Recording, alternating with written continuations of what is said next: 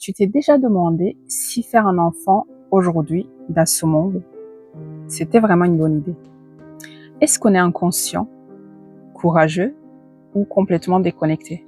Avec la crise climatique, l'éco-anxiété, les guerres, l'inflation et la solitude, des raisons sont nombreuses.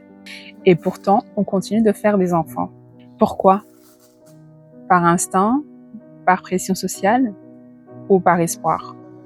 Moi, j'ai voulu creuser, pas pour juger, mais pour comprendre. Et si t'es là, c'est sûrement pas un hasard.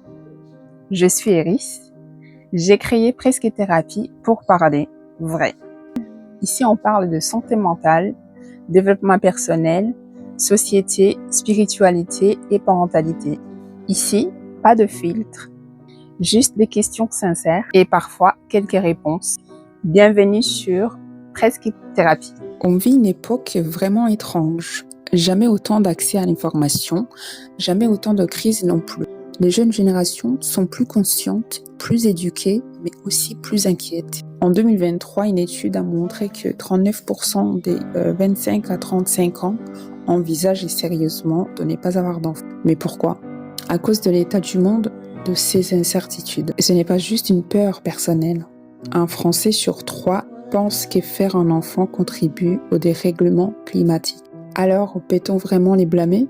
Autour de la parentalité, il y a beaucoup d'injonctions contradictoires. On entend « Fais un enfant, c'est la plus belle chose au monde ». Mais on parle peu de la fatigue mentale, du burn-out parental, du manque de soutien et du coût de la vie. Et puis, il y a l'autre pression plus subtile comme « Tu vas regretter de ne pas en faire ». Mais si on arrêtait de croire qu'une vie sans enfant est forcément une vie incomplète, ce serait peut-être le début d'une vraie liberté.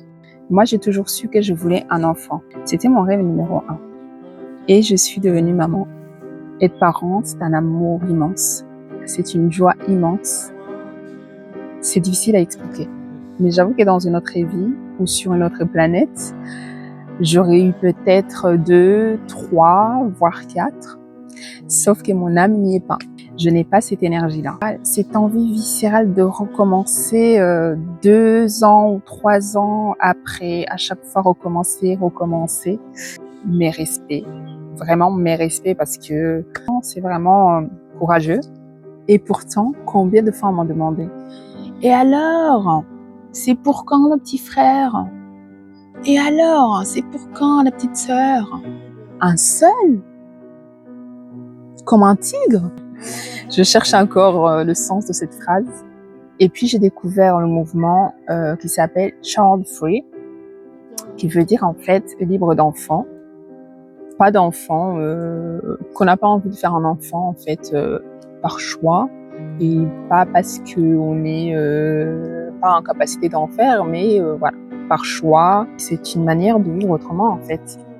Je crois que devenir parent aujourd'hui, ce n'est ni une folie, ni une obligation. C'est un choix, un vrai, qui demande beaucoup de courage, beaucoup de la conscience et beaucoup d'amour.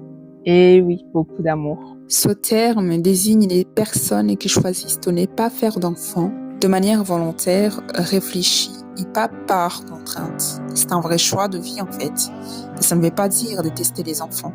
Ça veut dire simplement se choisir soi, vivre autrement, refuser la norme. C'est un mouvement qui grandit, qui libère, mais qui continue aussi à déranger. Alors oui, aujourd'hui on doute et c'est pas juste à cause de l'actualité ou des crises. C'est aussi parce qu'on commence à remettre en question un modèle qu'on a toujours présenté comme évident. Mais si ce choix de ne pas faire d'enfant devient de plus en plus accepté, il reste encore plein de tabous et surtout beaucoup de jugements. Et pour celles et ceux qui choisissent de devenir parents aujourd'hui, c'est pas forcément plus simple. Entre ceux qui choisissent de ne pas faire d'enfant et ceux qui en font malgré le chaos autour, aucun de ces choix n'est facile.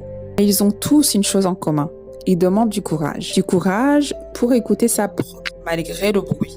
Et du courage pour assumer dans un monde qui juge vite et fort. Alors la vraie question, ce n'est peut-être pas faut-il avoir un enfant ou non, mais plutôt quel monde voulons-nous pour les enfants qui existent ou non? Si on arrêtait de faire comme il faut, si on commençait à écouter nos vraies envies, nos vraies limites quoi, Dans la prochaine vidéo, je parlerai de la pression sociale, famille, amis, en jonction à réussir sa vie.